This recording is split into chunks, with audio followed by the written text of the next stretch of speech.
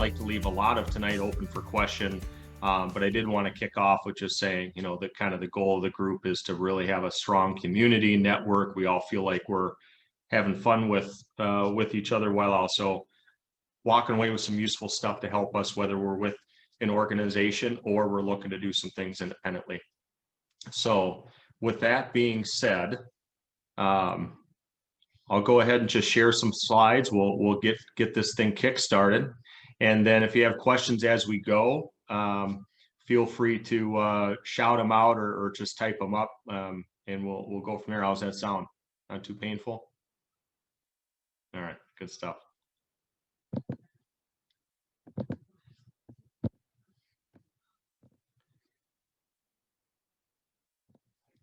So some of the questions you all shared tonight, I think, was also very interesting because marketing and branding,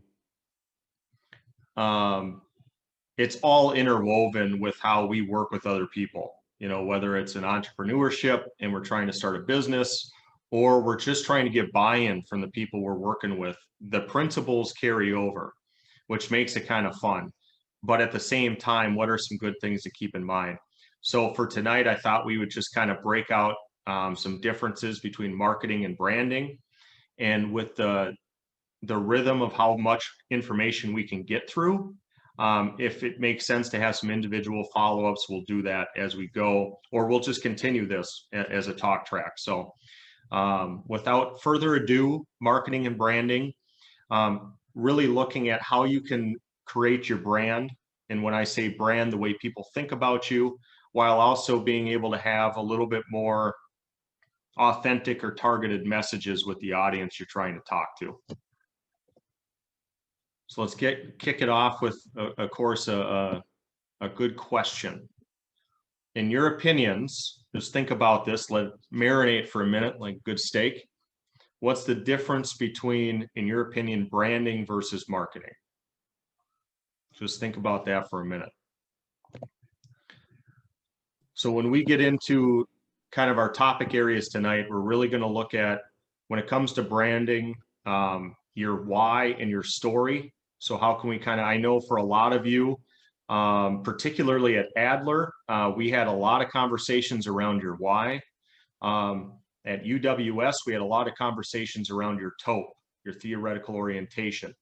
But when it comes to your brand, what are you really about, and what's your journey to get there? Because that can really resonate with people. But then when it comes to marketing, how are you going to be able to communicate in a way that's going to want to invite people to want to engage with you? They're similar and they're different. So that's where we're going. And then, of course, the questions of the group. So now that we said that, with the intent of tonight, what would your answer be? How would you differentiate the difference between branding versus marketing? Colin, I saw your first the trigger, just like Jeopardy here. Well, I should qualify by saying this is an easy one because I have an MBA. But marketing to me is Don't screw it up then. Yeah. Marketing is, I think people think marketing comes first, but I actually believe it's branding, because branding tells you about your culture and of your organization and what you are, why you are, who you are, blah, blah, blah. Marketing is really the processes, like the tools, the processes, and how you promote. And then to me, the age-old question is, how do you create customer value, and then how do you deliver it? And marketing is two different things for those two different points. So that's my opinion. It's a good one to kick off. Anyone else have anything to add to Colin's point?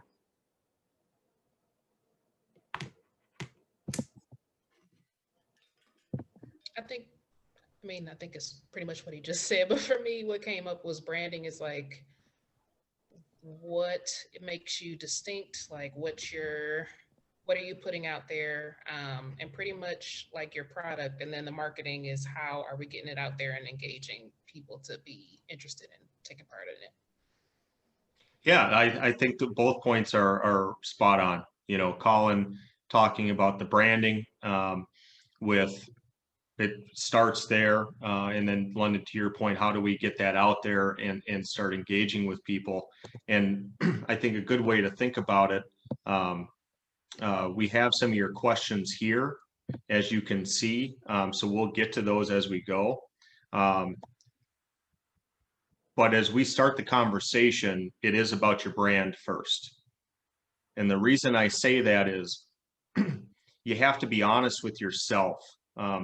Branding is definitely as much of an internal process of anything else. What have you learned to put into play? And there's two questions that I think can really help with starting that. So and I know all of you already have some semblance of a brand, but it's more about how do we put that brand into action to resonate with people? Because there are some of you on this call that also balance mental health and mental performance. So then how do I juggle that brand? What am I known for? But I think at the end, at the highest level, it still comes down to your why as it relates to what is the benefit behind your work. So I'm going to give it to you guys in a couple ways so you can think about that. But when you think about your brand, what is the benefit that you see your work doing? But even and then one more layer down, when you think about the why behind your approach, now we're getting a little bit more intimate, because you know the why behind Sports Psych. You've had that conversation a lot, but there's 10 people on the call and you have 10 different perspectives on how that should be done. And that's a good thing, and that's okay. But that's where you can really start separating your brand. And I'll have some examples here as we go forward, but that's a really good place to start. The second thing when it comes to elevating yourself and separating is people don't necessarily respond to logic. If they did, none of us would have lost work during COVID. And so all I'm saying there is having a story personalizes it. And so when people can connect to how you got to your philosophy, it just adds another layer, right? So I'll share mine on the next slide at the end there, but the point of this is with your brand, this is the fun part, is there's no right or wrong answer. However, this is where people tend to stop when it also starts getting into marketing, because they lose touch on who they're speaking to. And you'll see what I mean by that when we get to the marketing part. But this is the part where you can totally be selfish. This is all about you. What are you about? What's your philosophy? Because that will also catch people that relate to it. So that's a good thing all the way around. What your brand will do is help you also understand who you don't want to work with.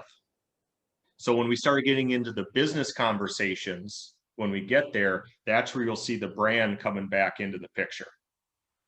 But any questions with this initial conversation or thoughts around branding? Okay. If they do, just shout them out. Otherwise, just type it up. It'll blurb up on my screen and we'll hit it. So there's a couple really big brands I wanted to put up on the table because they all play in the same space. And so I think it's also good to see how different brands can play in the same space and not run into any issues. Especially now we're in 2020, technology is kind of front and center here. Who's heard of Made For? Before I go into these, has anyone heard of Made For? Colin has. Anyone else? No, okay. Colin, I don't want to put you back on the spot. I know you jumped in, but we obviously have some descriptors up here, but to you, what is Made For all about? Habits. Habits. Yeah. Well, that's straight into the point, right? Yeah. So what Made For is all about is the philosophy, stop chasing quick fixes and start playing the long game. They're all about habits. However, they're not chasing high performance teams per se. Their brand is all about, they're analog, and it's in their marketing, right? So when we get into the marketing, we'll talk about that a little bit more. But their brand is all about simple skills to build habits. They have a 10-month program. You have one skill per month you're trying to develop. And each week has a progression plan to work towards that skill. Super simple, billion-dollar company. But it was developed between a psychologist and I don't know if it was Special Forces as Army. It's been a while, but it was a military guy. They came together, and they have a very holistic model. They have each month they have different things: nutrition, mindfulness, very, very basic concepts, but that's what they're about. And so now that I've said it, I'm sure you're going to start noticing Mind Made For all over either social media or commercials, because they're over both. The second one is Headspace. I think we can all, everyone's fairly familiar with Headspace, right? If not, that's okay. But their meditation and sleep, like that's what they are. It all starts with a few minutes a day, but that's their brand. The second one is Noom. Now they're more on health and diet, but their pitch is we are bringing psychology into health, physical health, and they bring a CBT approach. I'm sure you've all seen the commercials. They call it CBT. I don't know. I just know it works. And a little catchy there. But the point, though, is those are just blanket statements. That's the brand. That doesn't necessarily mean that they have targeted messaging, but they are trying to educate people on what they're about, right? So that's the brand piece. Couple sports psych examples. I'm bringing in Michael Gervais. Whether it makes you want to nauseate or not doesn't matter. But he's all about finding mastery. I listened to him speak at ASP a couple years ago. That's just what he does. But he's got a couple offshoots. And the reason I'm bringing him up is because one of the questions tonight was, is it dangerous to play in a niche or a niche? Niche? One and the same, right? The answer is no. But as long as you have different ways that people can engage with you. You know, he started the program with Pete Carroll, right? So there's just different things. He's got a partnership now with the University of South Carolina. So playing in a niche is not dangerous at all. It really comes down, though, to what you want to do, right? So if this is what you're about and there's a certain type of work you want to do, there's no right or wrong there. But he's totally all about mindfulness, right? He shared his whole life story about as a kid. I don't know how long he droned on about his family. I think that part of the story was like 15 minutes. I had glossed over, but it didn't matter. If you didn't walk out of that room knowing what he's about, you know, there's some challenges there. In terms of like my brand now, I'm very literal. Like I've gone through a lot of ups and downs. I'm still learning this with you. So I just want to give a couple sports psych examples as well. Not that this is good or bad or otherwise, but I'm all about how we can look forward. I feel like when people can handle change, can anticipate change, they really are really holding themselves to the fire about learning, you're going to rock and roll. Because to me, that's all the underlier. For those of you at Adler in particular, you know my relationship with Dr. Hanna, especially back then. That completely changed my perspective on what it means to make positive changes. And so it's so embedded now that so the brand literally says mindset for change now. It's very literal. I'm a mindset guy, but I'm all about change. I don't know, right, if it's right or wrong, but it's going to be hard to confuse that with, you know, I think that guy's a football coach, or I think that guy is a Parcheesi expert, or whatever you call it. You know, no one's going to confuse that with anything else other than probably something with mindset and something with change, right? So right, wrong, or otherwise. So when it comes to your brand, you really have a lot of latitude, and you can start putting out some of those basic messages to help educate people on what you're about. When it comes to marketing, though, it's all about your audience. And this is where I see a lot of missteps. Now, I'm going to pause for a second because whether you're an entrepreneur or whether you're working for an organization, you really have to study your audience. Because that's going to change the way you make the message. And this is not a knock on ASP per se, or APA or ACA. It's just we do need to diversify our reading material when it comes to how we're understanding our clients. I think the simplest way to look at it is if you study Gen Z and you pay attention to the technologies they're using, how they like to learn. I'm sure you guys have seen me starting to post a couple things on that. It's really, really clear. Number one, they want to learn resiliency skills. They want to learn mental skills. But they have different ways in which they want to absorb that material. And so as professionals, it's kind of up to us then to fit that mold. I am a little old school in the standpoint that there's got to be some accountability. I think there are certain standards, but if I'm going to mark it out just on my brand, I'm going to probably miss out on a lot of people that really do want what I'm offering, but wasn't able to translate it to them. So branding starts with you, marketing starts with your audience, because then you can tailor that in. The reason I say specific target audience though is, and this is, I'll just speak for myself. Well, I'd love to hear kind of your thoughts, but we can't be everything to everyone. And I think that's the hardest decision we struggle with. If I'm trying to be a chameleon, then I don't catch anything. And that's a little, exaggerated, but it does make it harder. You know what I mean? So when we're talking about reaching an audience, if we want to work with athletes, we have to be very specific with what group, because the NCAA in high school are not in the same boat right now. Division III is not in the same boat as Division I, all that stuff. So things to consider. Even if you're marketing to parent groups, a parent group out in a suburb is not the same thing as an underserviced parent group in an urban setting or a rural setting. Totally different messages, right? So those are just some things to keep in mind. But local and national media outlets are great. So I would encourage your local newspaper, national magazines, Harvard Business Review, for example. Those are really strong, credible sources because they all, like the Harvard Business Review, for example, all they do is pull data.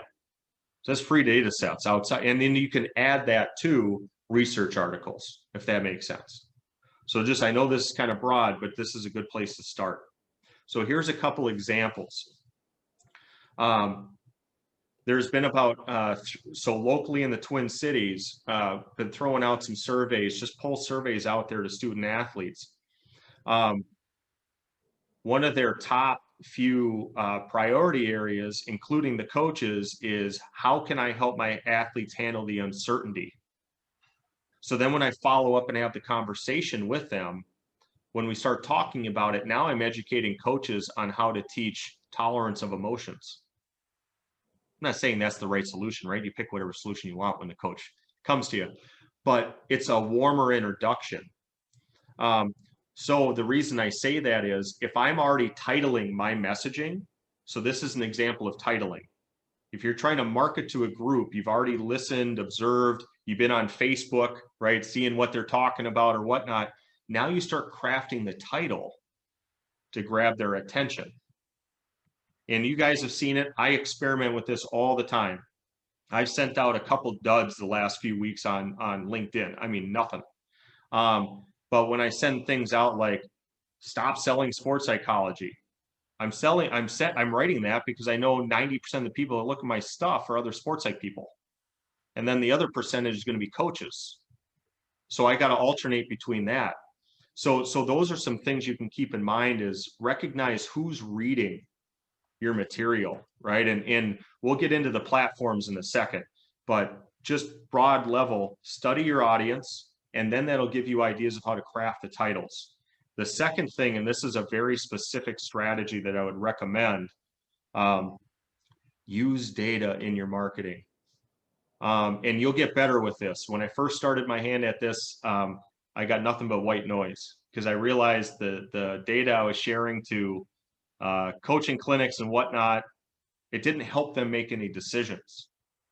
So for example, when that AFT survey came out, or that out of University of North Texas, the COVID study on the impact of, I was cutting and pasting big like numbers like, hey, AD, did you know? And apparently they didn't care, right? Just the wrong data set. But the point of this is once you know what's going on, that's where you can start crafting the data. And when you're providing information that helps someone make a decision, I promise you your response rate will get much higher, because then you scaffold marketing. You have some level of introduction, then you give them something, an article, a research stat, a strategy to address a real problem for them. And you know the problem or the strategy you're providing them is targeted because you understand that. Does that make sense? I don't want to belabor it, but just some things to keep in mind. And then that way you've introduced yourself and your brand, and now you're adding value by giving them strategies. And then now you start the communication drip, and now you start that type of thing. That's strictly if you're cold calling, by the way, or it's cold outreach. But within an athletic department, that's a shoe-in. I would be shooting out pulse surveys all the time. We just did one. We got over 100 athletes just finished in one athletic department, and only 5 of the 100 said they wouldn't want to use a mental skills coach to improve resilience or their mental performance. It's like 96% off the top of my head. And the AD was like, I had no idea that they were interested in it. And I'm like, yeah, because you continue to offer counseling. And so we kind of laughed about it, right? But the whole point is just, it's the way you present it, because Gen Z sees things different ways. So it might just ask them, right? So if you're internally with an organization, you're supporting athletes, that's a great way of creating your own marketing, branding, and helping raise awareness of all the different ways you can support. And if you already have access to those groups, surveys are a great way to create those data sets to create a need. So just something to keep in mind.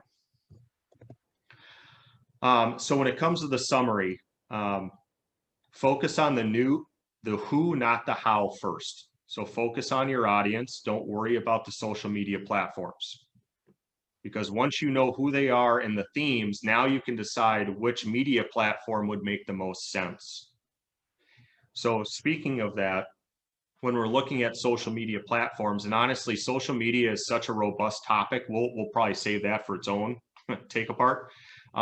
But at a high level right now, if you're someone who's trying to target parents, Facebook is probably the way to go. Right? Just keeping that in mind. LinkedIn is growing. You can certainly do different groups, but if you're going to put content on LinkedIn, I would encourage you to subscribe up to premium or something, so you can see who's looking at your articles when you post them, because then you'll get percentages of the types of groups looking. And depending on the type of work you want to do, you can start growing your audience based on knowing who's looking. You just pick your audience and go. When it comes to websites, when you're in the first couple of years of a business, for example, don't put a lot of time into it. You're just not going to get the foot traffic. There's things you can do, but let the website capture your brand and some basic capabilities. And then as you start developing a business, then website can be a little bit more of a marketing tool. I've sunk a lot of years into different websites, but after just personally and then working with other people, if you're less than 5 years out there, minimal time, just make sure you get the basics in there. Enough to have someone could come onto your website, you could see that they have some basics of you. And if you're working for an organization, I mean, Danny, London, I know, at the universities, you guys got a landing page for different reasons, different resources. That's where you can be maybe a little creative and help the university with how they want to message things. That could be a way of doing it too. We'll see, right? Universities tend to be pretty territorial on that stuff, but take the technology out of it. Any type of information that you can hand out to the coaching staffs, the athletes, to help understand, that's marketing, right? It's just a form of messaging. When it comes to emails, that's its own animal. What I will speak about emails is that I'm trying to cover as much as I can but also giving some depth here. But with emails, if you're cold calling, don't plan on a high response rate. I mean, honestly, you could shoot 100 emails, plan on maybe 5 returns. I mean, just cold calling is a waste of time. It's necessary, but looking at, remarketing yourself out to people who know you is really important. So here's what I would say on emails as a specific example, so I can add some value here.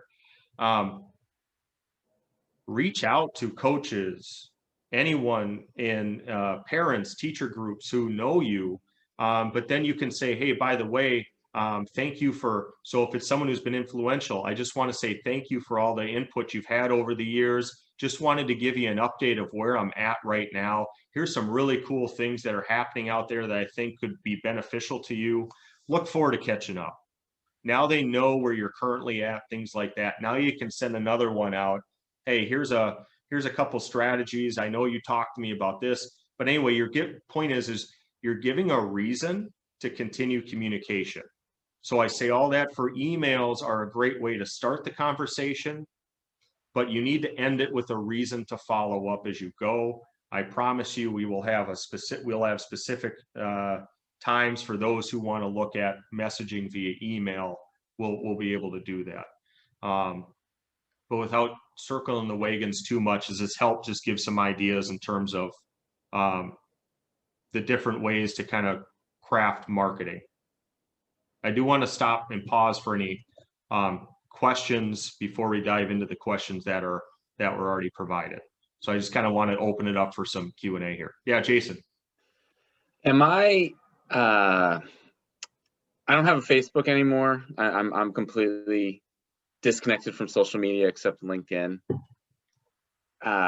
Just, for well-being purposes. Am I basically screwing myself in terms of marketing or branding? Marketing? No. But it starts with the group you want to work with. So if I guess this might as well do this as a great example here. I know you're big into rowing, but are there certain age groups as you're going forward that you're really looking to work with? At least right now, maybe in the next, year or two kind of thing. We can keep it a little more immediate. Mostly college, maybe high school, but okay. It seems that I get more response from college. Okay.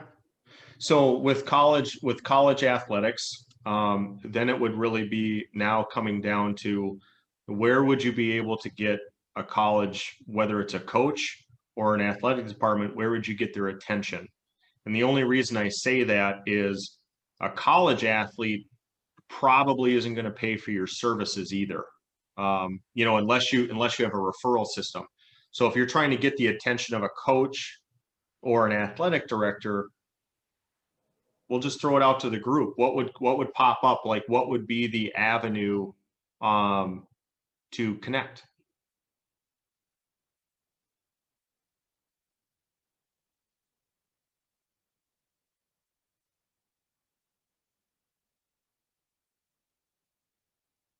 Actually, even though I work there, I actually just tried this thing where I basically looked at who the head coaches were and who was under the age of 40, because there's somewhat of an assumption, people who might be more bought into this mental skills training mumbo jumbo, and I've actually found that I've gotten a higher response rate from the younger and less established newer coaches. Now there's my hope is I just don't know if that will actually, I've been sort of what's the word for it, ghosted by several of the ADs. Like, they'll respond, and then I don't know if even success with these younger coaches will change their opinion, or if I may be stuck to just coaches that believe in the field. Yeah, no, so one, it's a great example. Two, my screen froze for a second. So I didn't hear the start of your, example there. So how did you look them up? You just went into the directory? I just went on the athletics website, and I looked for new coaches who were under the age of 40. And they were the ones that responded. Yeah. So two things to that. I really like that. Number one, a coach is going to always be a little easier to get a hold of than an AD. And I think understanding the demographic too, younger generations, the millennials, we're all a little more open-minded. Gen Z's even more open-minded than we are, right? So each generation is going to be a little more open to this. The second thing, I got real hard feedback, even though it's an AD I'm working with now. But at the time, he goes, Russ, if I didn't know you, I would never read your email. I asked him for specific feedback on, hey, do you think this would grab someone's attention? He goes, it's great. He goes, I'd never read it. And I go, what do you mean? He goes, no, I mean, everything you put makes sense. I totally see the value. He goes, I'd never read it. And I walked out of that not really paying it, truly understanding what he meant by that. But the point is, it's going to be probably a hard battle to market to someone you don't know. So to Jason's point, what those young coaches can do, though, is introduce you then to the AD. Now you got some people in your corner. You'll probably get faster traction that way. Doesn't mean you can't swing, right? Especially if you're with a population you really know, go ahead, take some swings. But just full transparency, so I think you can have some realism with this. I reached out to 30 high school ADs across the Twin Cities. For the most part, I thought really warm messages. Hey, here's what's happening to athletes during COVID. Here's a couple strategies that I think would be useful for your coaches. I'm just here to be a resource and a sounding board for you during this time. I look forward to talking soon. 2 weeks later, or a week later, I send another follow-up saying, hey, here's a new update of things we're seeing locally. Just a heads up. Once again, really look for it. I sent 4 emails to all 25 of them. How many did I get back? 0. Now, right? Wrong messaging, a lot of things. But the point is to Jason's point, I think wherever you can find the warm handoff, that's great.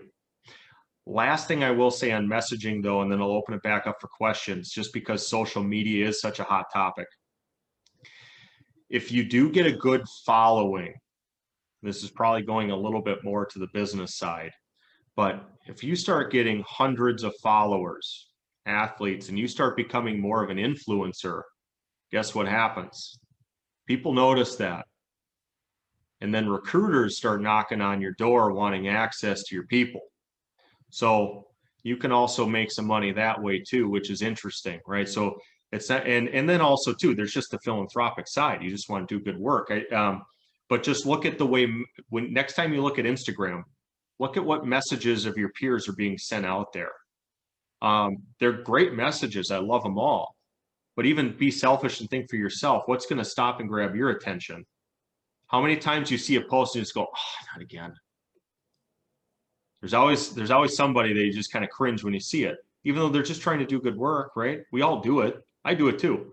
But anyway, soapbox done.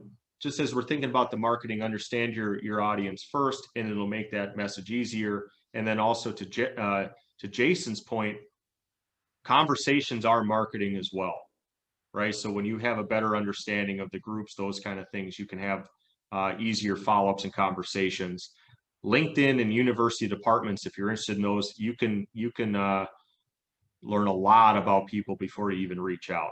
So those are some good ones. So just anytime you can research ahead of time, you're good to go. So I'll pause for that one and open it back up to the group for other questions. Hey, Russ and team here, I have an example that's going to turn into a question for the group. So bear with me here. So I'm mentoring a student, a PhD student right now for CMPC, and he's been working pretty hard. His program is social psychology, so it's not really in line with ASP or CMPC. And so he's kind of on his own to find internship experiences and opportunities. And so he got connected really through my network, but I knew an assistant coach at a local university here by me that I put him in touch with. And from there, he was able to get in. The head coach met with them virtually, and then he had an intro with the players, and they were basically testing him. The players were all about it. And so he essentially got approval from the, I think it was like the athletic trainer who then okayed it with the AD, and now he's able to work with this particular soccer team.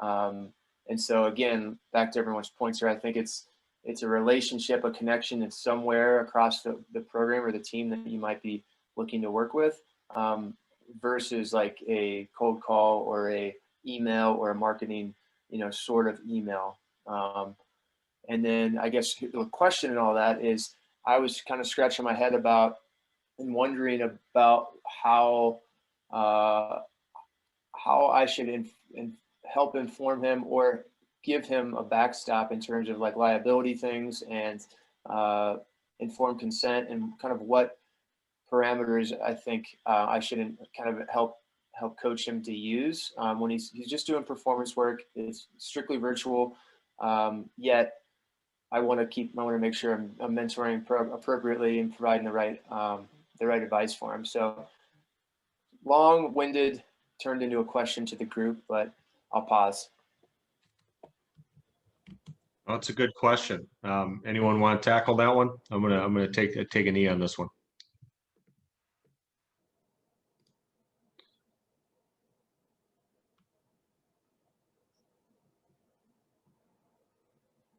Sean, I'm going to put it back on you first. What does your gut say? Well, it's fun because I hadn't thought a whole lot about it. I feel comfortable with him. I know he's working strictly virtual because he's about an hour away. In terms of like liability or like background checks or things, because that, like, the assistant coach was asking me like, hey, should we do a background check on this guy? Are you affiliated with the school? And so I'm strictly private. He basically hired me privately to mentor for him, and he, I've helped him create an informed consent, so that's going to be something required with the team.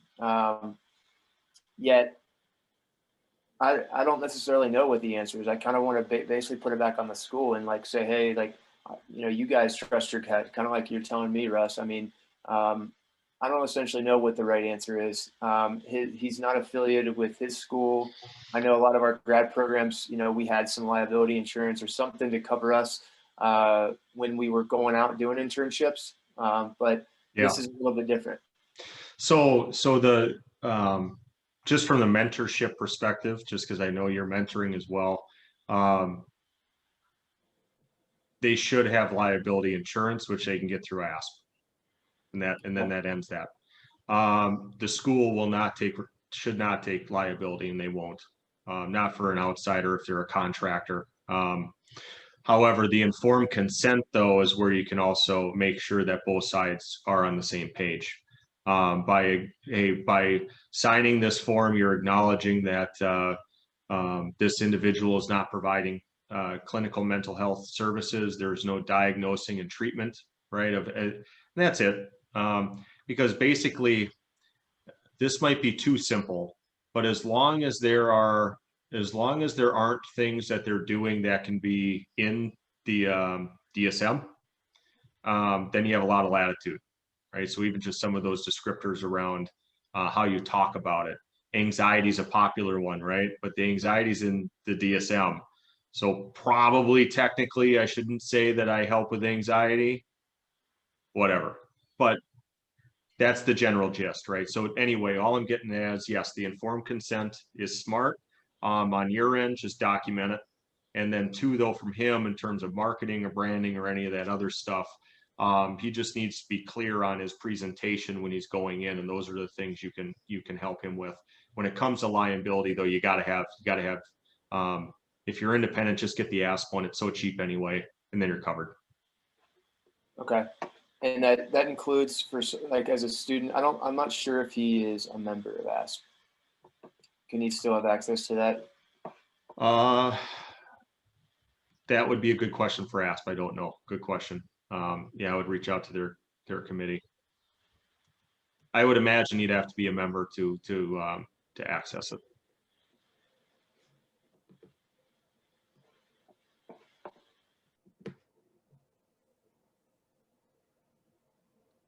Jason, you hopping back on board? I saw the mute button come off. Oh no, I was just saying because I've wrestled with the ASP insurance people numerous times, and I'm pretty sure if they, you know, if they give trouble, you can just go directly through HSPO, which is the actual company that does it.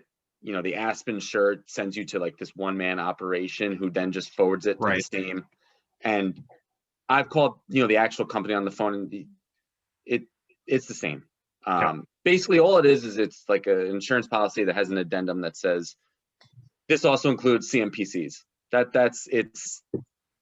It's you know, and truthfully, if there's a ton of insurance companies that aren't ASP that will insure something that's so low liability anyway. Yeah.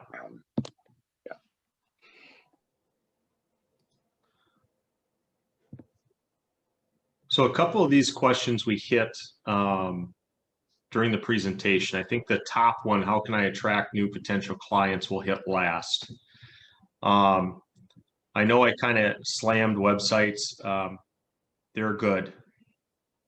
Just level set your expectations. Unless you're paying thousands and thousands of dollars to have somebody do the SEO traffic.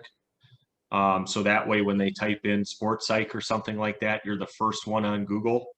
You're just probably not going to get a lot of visibility that way.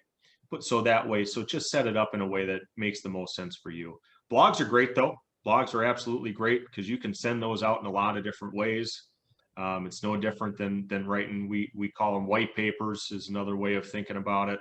But it's just a great way to set out different types of articles, you know, and mix up the messaging besides just some quick tips or things like that. So I love blogs. Best practice depends on your audience, but I will still say value-added marketing is best practice. So long, short, anything you can send your market that allows them to make an informed decision, you will leap over the 30% off, you know, stuff that gets flooded a lot of times, because it's like whether they buy right away or not doesn't matter. But you're to the point Sean even brought up. It's all about the relationships, and people will get to know you over time. When we get into the business stuff, then we can get more into the salesmanship and, you know, and getting people moving a little bit quicker on that. But word of mouth is great. It's just how do we use the technology to facilitate the word of mouth? So a referral is always a lot better than cold calling. So best practice is still word of mouth. It's just in 2021, we can use LinkedIn, Instagram, and those type of things to facilitate word of mouth. This fourth one I'm going to pause on for a second because this is a good one. How much do you give away? I give a lot away, but it's still about the purpose behind giving it away. So anytime I have a chance to go speak, I go speak. Very rarely do I charge unless they're already offering me a whatever you call it, but remember struggling. Anyway, it doesn't matter. They already got that built in. But the reason being is I will give away stuff I will give workshops away to athletes or coaches as long as I have access to the coaches and the parents. And there's really creative ways to get the follow-up going. So I like to do prizes in the back of a room. Hey, put your head in. You get a few free sessions or something like that, whatever. That doesn't really motivate anyone, but the point is though, is you can have some prizes in the back and you'll get a handful of people that way. And guess what they have to do? They have to put their number down, and so you can follow up. My favorite way is I like the pre-brief talking or speaking engagements because we're not going to get to everyone's questions. So you have a little card in there. Please put down your questions. If we get to them, great. But if not, I'll follow up with you. Does it get you everybody? No. But you get a pretty good amount. So in a room of 100, I can typically count on 30 or 40 filled out. And that's in addition to whoever talks to me after. Now, not only am I following up, I'm following up with a very specific purpose. And now we're starting the conversation. So in terms of giving things away, as long as I have access to the parents and the coaches, and I have a process to make sure I can talk to them, makes a lot of sense. I still give shit away anyway, pardon my language, because it's just good to do. But if you're looking at it in terms of expanding your way of doing things, a way to operate and build new relationships, do it. Get your foot in the door, but have a back end process though to follow up. I think that's where things get missed. We just don't quite have that follow-up process on the back end. Seamless brand. This is going to sound funny. I actually think the best way to get around this is a visual. I really enjoy seeing either, and this is just a personal preference, because whether you're talking about mental health or mental performance, they're both abstract. But if you have a good visual, it can go a long way. So even like a mental health to performance spectrum or resilience to performance spectrum with just some descriptors of what that is, then I think people can at least get to know your brand behind it. So whether you're trying to promote mental health or mental performance, it's still your brand, right? It's just, you can do different capabilities.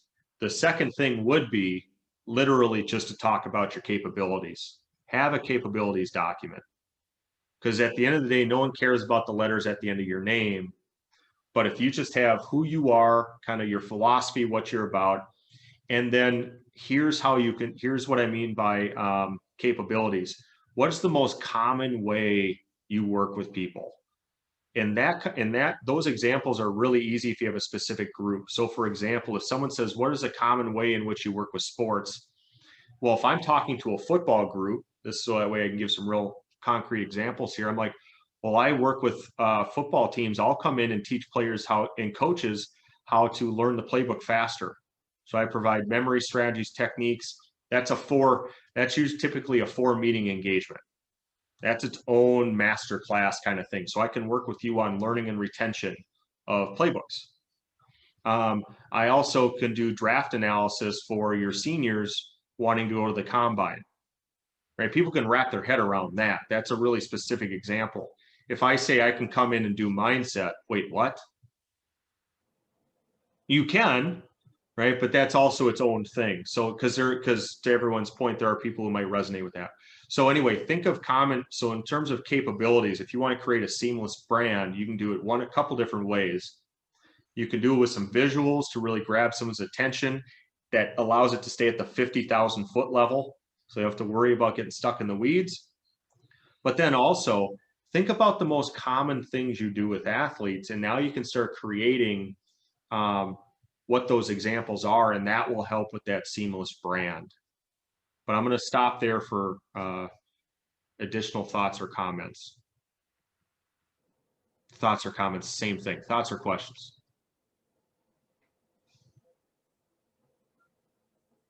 Is this specific enough, guys? I mean, this is the first night of doing this, so I just want to make sure we're hopefully getting enough concrete examples with this stuff as we go. Hey Russ, quick question. I know you had us like submit like our bios and stuff. Mm-hmm. Can we all like? I think I would have so many more questions for the group, or just thoughts or comments if I had a better sense of everybody's background and interests and whatnot. I think that would make us money next time. Yeah. So we got about 6 more people that just started submitting yesterday. I'd like to have the membership directory out by next week so everybody can see who's in there as well. When it comes to this, what I'm looking at some different technologies so we can actually see a little bit more on the screen as well. But at least for right now, definitely get that membership directory. And then now that I'm kind of figuring out the communication in between these, I'd like to be able to actually full on facilitate introductions on this. So next time we get together, I'd like to have just kind of break it up and have a little bit more of a social hour. Everyone get a chance to chat a little bit and share their stuff. So hopefully the combination of those things will help make it easier to see who's kind of in there. So thank you, Sean, for bringing that up.